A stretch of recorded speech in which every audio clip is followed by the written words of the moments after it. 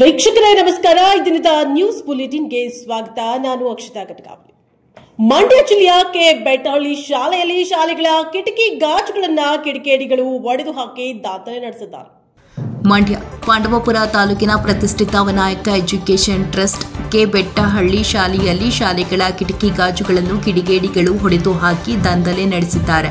Vinayaka education trust ಪ್ರಾಂಶುಪಾಲರು ಮಾತನಾಡಿ, ನಮ್ಮ ಶಾಲೆಯಲ್ಲಿ ಇದು 3ನೇ ಬಾರಿ ಈ ದುಷ್ಕೃತ್ಯ ನಡೆದಿದೆ. ನಮ್ಮ ಸಂಸ್ಥೆಯು ಗ್ರಾಮೀಣ ಮಕ್ಕಳಿಗೆ ಕಡಿಮೆ ದರದಲ್ಲಿ ಶಿಕ್ಷಣವನ್ನು ನೀಡುತ್ತಾ ಬಂದಿದೆ. ಇದನ್ನು ಸಹಿಸದ ಕೆಲ ಕಿಡಿಗೇಡಿಗಳು ಶಾಲೆಯ ಕಿಟಕಿ ಗಾಜುಗಳನ್ನು ಒಡೆದು ಪುಡಿ ಮಾಡಿದ್ದಾರೆ. ಇದರಿಂದ ಶಾಲೆಯ ಪೋಷಕರು ಹಾಗೂ ಮಕ್ಕಳು ಭಯಭೀತರಾಗಿದ್ದಾರೆ. ನಂತರ ಶ್ರೀರಂಗಪಟ್ಟಣ ಪೊಲೀಸ್ ಠಾಣೆ ಅಧಿಕಾರಿಗಳು ಸ್ಥಳಕ್ಕೆ ಆಗಮಿಸಿ ಪರಿಶೀಲನೆ ನಡೆಸಿದ್ದಾರೆ. ವರದಿ ಟಿಎಸ್ ಶಶಿಕಾಂತ್, ಮಂಡ್ಯ.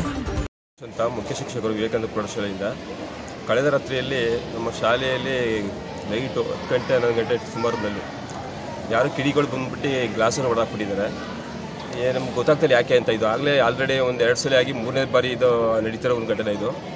ನಾವು ಏನೋ ಅಂದ್ಕೊಂಡಿದ್ದೋ ನಾವು ಈ ಒಂದು ಸುತ್ತಮುತ್ತಲ ಗ್ರಾಮೀಣ ಮಕ್ಕಳಿಗೆ ಅನುಕೂಲ ಆಗೋ ದೃಷ್ಟಿಯಿಂದ ಈ ಒಂದು ವ್ಯವಸ್ಥೆ ಮಾಡಿಕೊಟ್ಟಿದ್ದು ಕುಮಾರ್ ಸರ್ ಅವರು.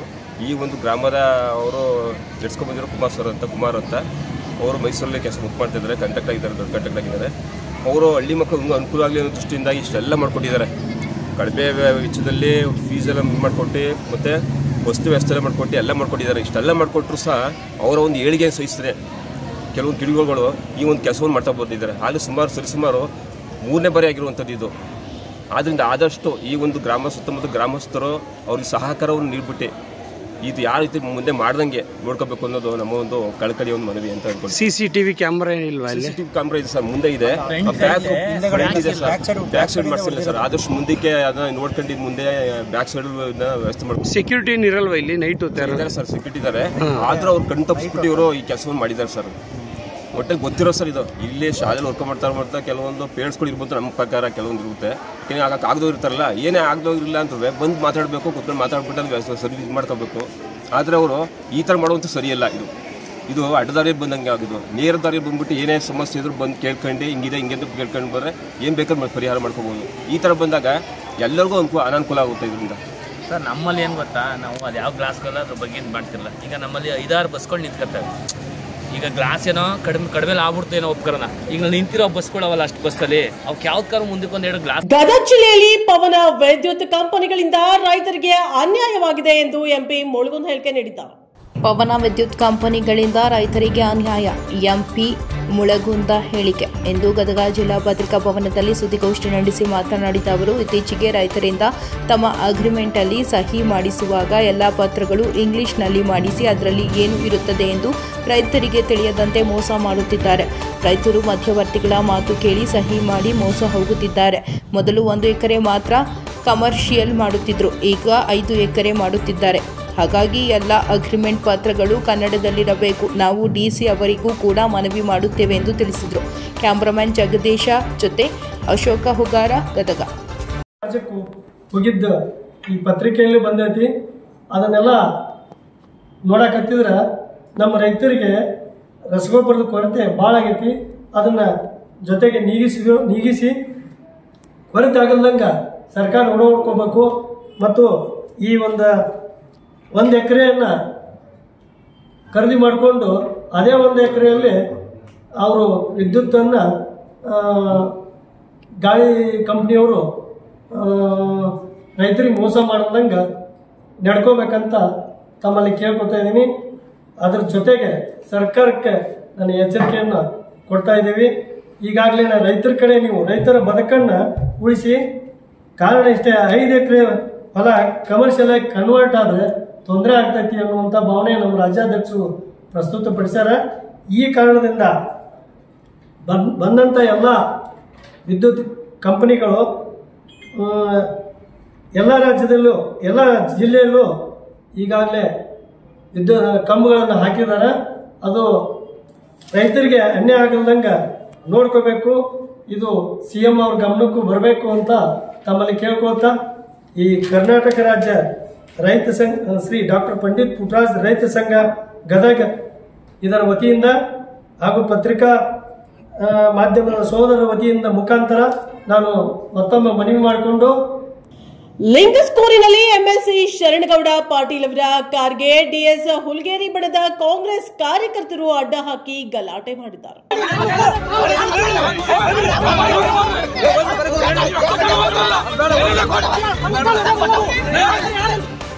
ಎಂಎಲ್ಸಿ ಶರಣಗೌಡ ಪಾಟೀಲ್ ಅವರ ಕಾರಿಗೆ ಡಿಎಸ್ ಹುಲಗೇರಿ ಬಣ್ಣದ ಕಾಂಗ್ರೆಸ್ ಕಾರ್ಯಕರ್ತರು ಅಡ್ಡ ಹಾಕಿ ಗಲಾಟೆ ಸೃಷ್ಟಿಸಿದ ಘಟನೆ ಲಿಂಗಸಗೂರು ತಾಲೂಕು ಗೋರೇವಾಳ ಗ್ರಾಮದಲ್ಲಿ ನಡೆದಿದೆ. ಗ್ರಾಮದ ಕೃಷಿ ಗೋದಾಮ ಉದ್ಘಾಟನೆ ಕಾರ್ಯಕ್ರಮ ಮುಗಿಸಿ ವಾಪಸ್ಸಾಗುವಾಗ ಎಂಎಲ್ಸಿ ಶರಣಗೌಡ ಪಾಟೀಲ್ ಕಾರು ಹುಲಿಗೇರಿ ಬಣದ ಕಾರ್ಯಕರ್ತರು ತಡೆಯಿದ್ದು ಇಬ್ಬರ ನಡುವೆಯೂ ಮಾತಿನ ಚಕಮಕಿ ನಡೆಯಿತು. ಈ ವೇಳೆ ಕಾರ್ಯಕರ್ತರು ನಾಯಕನ ವಿರುದ್ಧ ಘೋಷಣೆ ಕೂಗಿದ್ರು. ಉದ್ಘಾಟನೆ ಕಾರ್ಯಕ್ರಮದಲ್ಲಿ ಎಂಎಲ್ಸಿ ಶರಣಗೌಡ ಅವರು ಲಿಂಗಸಗೂರು ಬ್ಲಾಕ್ ಕಾಂಗ್ರೆಸ್ ಅಧ್ಯಕ್ಷ ಗೋವಿಂದ ನಾಯ್ಕ ಅವರ ಬಗ್ಗೆ ಹಗುರವಾಗಿ ಮಾತನಾಡಿದ್ದಾರೆ ಎಂದು ಗೋವಿಂದ ನಾಯ್ಕ ಬಣದ ಕಾರ್ಯಕರ್ತರು ರೊಚ್ಚಿಗೆದ್ದು ವಾಗ್ವಾದ ಉಂಟಾಗಿದೆ. ಈ ಸಂದರ್ಭದಲ್ಲಿ ಎರಡು ಗುಂಪಿನ ಮಧ್ಯೆ ವಾಗ್ವಾದ ಏರ್ಪಟ್ಟು ಗದ್ದಲ ಉಂಟಾಯಿತು. ಒಂದು ಹಂತದಲ್ಲಿ ಎರಡು ಬಣದ ಕಾರ್ಯಕರ್ತರು ಪರಸ್ಪರ ಕೈಕೈ ಮಿಲಾಯಿಸುವ ಹಂತಕ್ಕೆ ತಲುಪಿತು ಎಂದು ಸ್ಥಳೀಯರು ಮಾಹಿತಿ ನೀಡಿದರು. ಲಿಂಗಸಗೂರು ವಿಧಾನಸಭಾ ಕ್ಷೇತ್ರದ ಚುನಾವಣೆಯಲ್ಲಿ ಕಾಂಗ್ರೆಸ್ ಸೋಲಿಗೆ ಕಾಂಗ್ರೆಸ್ ಮುಖಂಡರ ಅಂತರ ಕಲಹವು ಸೋಲಿಗೆ ಕಾರಣವಾಗಿದೆ. ಈ ಭಾಗದಲ್ಲಿ ಕಾಂಗ್ರೆಸ್ ನಾಯಕರ ನಡುವೆ ಉಂಟಾದ ಅಸಮಾಧಾನ, ಪರಸ್ಪರ ಟೀಕೆಗಳು ಹಾಗೂ ಒಗ್ಗಟ್ಟಿನ ಕೊರತೆ ಚುನಾವಣೆಯಲ್ಲಿ ಫಲಿತಾಂಶದ ಮೇಲೆ ಪ್ರಭಾವ ಬೀರಿದೆ ಎಂದರು. ವರದಿಗಾರರ ದಿನಿ ವೀರನಗೌಡ. ಚಿತ್ರದುರ್ಗ ಜಿಲ್ಲೆಯಲ್ಲಿ ಬಿಜೆಪಿ ವತಿಯಿಂದ ಚಳ್ಳಕೆರೆಯಲ್ಲಿ ಮೈನಿಂಗ್ ಕಂಪನಿ ನಿಲ್ಲಿಸುವಂತೆ ಅಹೋರಾತ್ರಿ ಧರಣಿ ನಡೆಸಲಾಗಿದೆ. ಭಾರತೀಯ ಜನತಾ ಪಾರ್ಟಿ ವತಿಯಿಂದ ಚಳ್ಳಕೆರೆಯಲ್ಲಿ ಮೈನಿಂಗ್ ಕಂಪನಿ ನಿಲ್ಲಿಸುವಂತೆ ಅಹೋರಾತ್ರಿ ಧರಣಿ. ಚಳ್ಳಕೆರೆ ನಗರದ ರೈಲ್ವೆ ಗೇಟ್ ಪಕ್ಕದಲ್ಲಿ ಐರನ್ ಓವರ್ ಮೈನಿಂಗ್ ಕಂಪನಿ ನಿಲ್ಲಿಸುವಂತೆ ಭಾರತೀಯ ಜನತಾ ಪಾರ್ಟಿಯ ರಾಜ್ಯಾಧ್ಯಕ್ಷ ಕೆಟಿ ಕುಮಾರಸ್ವಾಮಿ ಮೈನಿಂಗ್ ದುಷ್ಪರಿಣಾಮದ ಬಗ್ಗೆ ಮಾತನಾಡಿದರು.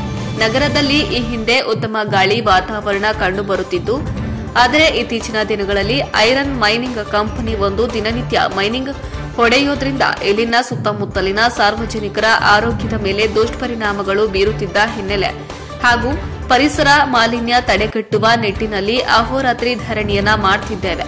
ಈ ಮೈನಿಂಗ್ ಕಂಪನಿಯಿಂದ ಜನಸಾಮಾನ್ಯರಿಗೆ ಆರೋಗ್ಯದ ಮೇಲೆ ದುಷ್ಪರಿಣಾಮವಾಗಿದ್ದು, ಈ ಹಿನ್ನೆಲೆ ನಮ್ಮ ಭಾರತೀಯ ಜನತಾ ಪಾರ್ಟಿ ಮೈನಿಂಗ್ ಖಂಡಿಸಿ ಪ್ರತಿಭಟನೆ ನಡೆಸುತ್ತಿದ್ದೇವೆ ಎಂದು ತಿಳಿಸಿದರು. ಇನ್ನು ಪ್ರತಿಭಟನೆ ವೇಳೆ ಬಿಜೆಪಿ ಮುಖಂಡರಾದ ಶ್ರೀನಿವಾಸ್ ಬಾಳೆಮಂಡಿ, ರಾಮದಾಸ್, ಸೋಮಶೇಖರ್, ಮಂಡಿಮಠ, ರಮೇಶ್ ಸೇರಿದಂತೆ ಅನೇಕರು ಭಾಗವಹಿಸಿದ್ರು. ಅವ್ರಿಗೆ ನಾವು ಹೇಳಿರಲಿಲ್ಲ ಚಪ್ಪಾಳೆ ತೊಟ್ಟೆ ಅಂತ, ಅವ್ರಿಗೆ ಅನಿಸಿಕೆ ಆಯ್ತು ಇದು ತಪ್ಪು ಮಾಡ್ತಿರೋ ಶಾಸಕರು ಅಂತ ಅನ್ನೋದ್ರಿಂದ ಅವ್ರು ಚಪ್ಪಾಳೆ ತೊಟ್ಟಿದ್ರು. ಹಂಗಾಗಿದ್ರಿಂದ ಈ ಸಾರ್ವಜನಿಕರಿಗೆ ಅದು ನಮ್ಗೆ ಅದು ತೊಂದರೆ, ನಾವು ಇಲ್ಲಿರೋರ್ಗೆ ಅಷ್ಟೇ ಗಾಳಿ ಬೇಕಿಲ್ಲ, ಇಲ್ಲಿರೋರ್ಗೆ ಅಷ್ಟೇ ಆರೋಗ್ಯ ಬೇಕಿಲ್ಲ, ನಾವಷ್ಟೇ ಆರೋಗ್ಯ ಕೇಳ್ತಿಲ್ಲ, ಎಲ್ಲ ಸಾರ್ವಜನಿಕರಿಗೂ ಆರೋಗ್ಯ ಬೇಕು ಅಂತ ಕೇಳ್ತಿದ್ದೀವಿ. ಅದನ್ನ ಅವ್ರು ಅರ್ಕೋಬೇಕು ಶಾಸಕರು ಯಾಕೆ ಮಾಡ್ತಿದ್ದಾರೆ, ಇವ್ರಿಗೆ ಎಷ್ಟು ಬೇಕು ಕೇಳ್ತಾ ಇಲ್ಲ, ಸಾರ್ವಜನಿಕರಿಗೆ ಕೇಳ್ತಿದ್ದಾರೆ ಅಂತ. ಈಗ ಹೆಣ್ಮಕ್ಳಿಗೆಲ್ಲ ಉಜ್ವಲ ಯೋಜನೆ ಕೊಟ್ರು, ಯಾಕೆ ಕೊಟ್ರು? ಕ್ಯಾನ್ಸರಿಂದ ಬಳಬಾರ್ದು ಹೆಣ್ಮಕ್ಳು, ಅವ್ರ ಮನೆಗೆ ತೊಂದರೆ ಆಗುತ್ತೆ ಅಂತ. ಇವ್ರೇನು ಈಗ ಮೈನ್ಸ್ ತಂದು ಇದು ಮಾಡ್ತಿದಾರಲ್ಲ, ಅವ್ರಿಗೆಲ್ಲ ಮಕ್ಳಿಗಾಯ್ತು ಹೆಣ್ಮಕ್ಳಿಗಾಯ್ತು ತೊಂದರೆ ಆಯ್ತಂದ್ರೆ ಅದಕ್ಕೆ ಈಗ ಆಯುಷ್ಮಾನ್ ಕಾರ್ಡ್ ಅಂತ ಮಾಡಿದಿವ್ರೆ, ಅದು ತೋರ್ಸೋ ಕಾಯಿಲೆಗೂ ನಮ್ಮನೆ ಆಗ್ಬೇಕು. ಇವ್ರಿಗೆ ಅವರು ಕಾಯಿಲೆ ತಂದೊಡ್ಡದು, ನಾವು ತೋರ್ಸೋ ಕಾಯಿಲೆಗೆ ದುಡ್ಡು ಕೊಡೋದಾಗಿದೆ. ಇದನ್ನ ಅವ್ರು ಹತ್ಕೋಬೇಕು. ಯಾವುದೇ ಒಂದು ಮಾಡ್ಬೇಕಾದ್ರೆ ಆಲೋಚನೆ ಮಾಡಿ ಮಾಡ್ಬೇಕು. ಯಾಕೆ ಅಂದ್ರೆ ಇದನ್ನ ಯಾರಿಗೋಸ್ಕರ ನಾವು ಮಾಡ್ತಿದೀವಿ, ಯಾತಕ್ಕೋಸ್ಕರ ಮಾಡ್ತಾ ಇದೀವಿ. ಈ ಒಂದು ಮುಖ್ಯ ಉದ್ದೇಶ ಇಷ್ಟನೇ, ಏನು ನಮ್ಮ ಚಳ್ಳಕೆರೆ ರೈಲ್ವೆ ನಿಲ್ದಾಣದಲ್ಲಿ ಇವತ್ತು ಏನು ಪ್ರಕಾಶ್ ಪಾಲ್ ಡ್ರೈವರ್ಗೆ ತಾವು ಇಲ್ಲಿಂದ ಏನು ಐರನ್ ರೋಡ್ ಸಪ್ಲೈ ಕೊಡ್ತಾ ಇದ್ದೀರಾ, ಅದನ್ನ ನಾವು ತಡೆಗಟ್ಟತಕ್ಕಂಥದ್ದು ಮತ್ತು ಅದರಿಂದ ಆಗ್ತಕ್ಕಂಥ ದುಷ್ಪರಿಣಾಮ ಮತ್ತು ಅದರಿಂದ ಆಗ್ತಕ್ಕಂಥ ಚಳ್ಳಕೆರೆ ನಗರ ಜನತೆಗೆ ಆಗ್ತಕ್ಕಂಥ ತೊಂದರೆಗಳು ಏನಿದೆ ಅದರ ವಿರುದ್ಧವಾಗಿ ನಾವು ಒಂದು ಪ್ರತಿಭಟನೆಯನ್ನು ಸಹ ಮಾಡಿದ್ವಿ ಒಂದು 15 ದಿನದ ಕೆಳಗಡೆ. ಆಗ ನಮ್ಮ ಹಿರಿಯರು, ಮಾಜಿ ಉಪಮುಖ್ಯಮಂತ್ರಿಗಳು, ಗಣ್ಯ ಮುತ್ಸದ್ದಿ ನಾಯಕರಾಗಿರ್ತಕ್ಕಂಥ ಸನ್ಮಾನ್ಯ ಜನಪ್ರಿಯ ಲೋಕಸಭಾ ಸದಸ್ಯರಾಗಿರ್ತಕ್ಕಂಥ ಗೋವಿಂದ ಕಾರಜೋಳ ಸಾಹೇಬರು ಸಹ ಆ ಒಂದು ಪ್ರತಿಭಟನಾ ವೇದಿಕೆಗೆ ಬಂದಿದ್ರು. ಅವತ್ತು ನಮ್ಮ ಚಳ್ಳಕೆರೆ ನಾಗರಿಕರು ವತಿಯಿಂದ ಆ ಒಂದು ಪ್ರತಿಭಟನೆಯನ್ನು ಹಮ್ಮಿಕೊಂಡಿದ್ವಿ.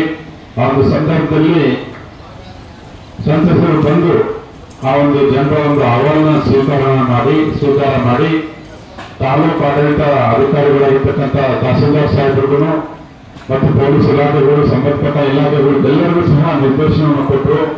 ದಯಮಾಡಿ ಇದನ್ನ ತುರ್ತಾಗಿ ಒಂದು ಮೀಟಿಂಗ್ ಅನ್ನು ಕರೆದಿ ಸೈಂಧನೂರಿನಲ್ಲಿ ಶವ ಸಂಸ್ಕಾರಕ್ಕಾಗಿ ಪ್ರಾಣವನ್ನ ಒತ್ತೆ ಇಟ್ಟು ನದಿ ದಾಟಿ ಶವ ಸಂಸ್ಕಾರ ಮಾಡಿದ ಸಾರ್ವಜನಿಕರು. ಎದೆ ಎತ್ತರ ನೀರಿನಲ್ಲಿ ಹೆಗಲ ಮೇಲೆ ಶವ ಹೊತ್ತು ನದಿ ದಾಟಿದ ಗ್ರಾಮಸ್ಥರು. ರಾಯಚೂರು ಜಿಲ್ಲೆ ಸಿಂಧನೂರು ತಾಲೂಕಿನ ಮುಕುಂದ ಗ್ರಾಮದಲ್ಲಿ ಮನಮಿಡಿಯುವ ಘಟನೆಯೊಂದು ಸಂಭವಿಸಿದೆ. ತುಂಗಭದ್ರಾ ನದಿಯ ನಡುಗಟ್ಟಿಯಲ್ಲಿರುವ ಸಾರ್ವಜನಿಕ ಸ್ಮಶಾನ. ಗ್ರಾಮದ ವೈದ್ಯರೊಬ್ಬರ ಶವವನ್ನ ಎದೆ ಎತ್ತರದ ನೀರಿನಲ್ಲಿ ಹೊತ್ತೊಯ್ದ ದೃಶ್ಯ ನಡುಕ ಹುಟ್ಟಿಸಿದ. ನದಿ ನೀರಿಲ್ಲದೆ ವೇಳೆ ಸ್ಮಶಾನಕ್ಕೆ ನಡೆದುಕೊಂಡು ಸಾಗುವ ಗ್ರಾಮಸ್ಥರು ಜಲಾಶಯದ ಹೆಚ್ಚುವರಿ ನೀರು ನದಿಗೆ ಹರಿಬಿಟ್ಟರೆ ಎಂಟೆದಬೇಕು ಸ್ಮಶಾನ ತಲುಪಲು. ಕುಟುಂಬದ ಸದಸ್ಯರು ಶವ ಹೊತ್ತು ನದಿಯಲ್ಲಿ ಸಾಗಿದ್ರೆ ಶವ ಸಂಸ್ಕಾರ ನೆರವೇರಿಸಲು ಬಂದಿದ್ದ ಮಹಿಳೆಯರನ್ನ ಹರಿಗೋಲಿನಲ್ಲಿ ಕರೆದೊಯ್ಯುವ ಜನ. ನದಿ ನೀರಿನಲ್ಲಿ ಈಜಾಡಿ ಸ್ಮಶಾನ ತಲುಪುವ ಪುರುಷರು. ನದಿ ನೀರಿನ ಪ್ರಮಾಣ ದಿಢೀರ್ ಹೆಚ್ಚಿದ್ರೆ ಎಲ್ಲರೂ ಮುಳುಗಡೆಯಾಗುವ ಅಪಾಯ. ಸ್ಮಶಾನಕ್ಕೆ ಸರ್ಕಾರ ಭೂಮಿ ಕೊಟ್ಟರು ಹಳೆ ಸಂಪ್ರದಾಯದ ಬಿಡದ ಗ್ರಾಮಸ್ಥರು. ಜೀವದ ಹಂಗು ತೊರೆದು ಅಪಾಯ ಲೆಕ್ಕಿಸದೆ ಹರಿಯುವ ನದಿಯಲ್ಲಿ ಶವ ಸಂಸ್ಕಾರ ಮಾಡಿರುವ ಗ್ರಾಮಸ್ಥರು. ಇದೀಗ ಈ ವಿಡಿಯೋ ಸಾಮಾಜಿಕ ಜಾಲತಾಣಗಳಲ್ಲಿ ಫುಲ್ ವೈರಲ್ ಆಗಿದೆ. ವರದಿ ಗಾರಲದೇನೆ ವೀರನಗೌಡ. ಚಳ್ಳಕೆರೆಯ ಕುರುಡಿಹಳ್ಳಿಯಲ್ಲಿ ಭಾರೀ ಮಳೆ, ಕನಹಳ್ಳಿ ಕಾವಲ ರಸ್ತೆ ಬಂದಾಗಿದೆ. ಕುರುಡಿಹಳ್ಳಿಯಲ್ಲಿ ಭಾರೀ ಮಳೆ, ಕನ್ನೇನಹಳ್ಳಿ ಕವಲ್ ರಸ್ತೆ ಬಂದ್.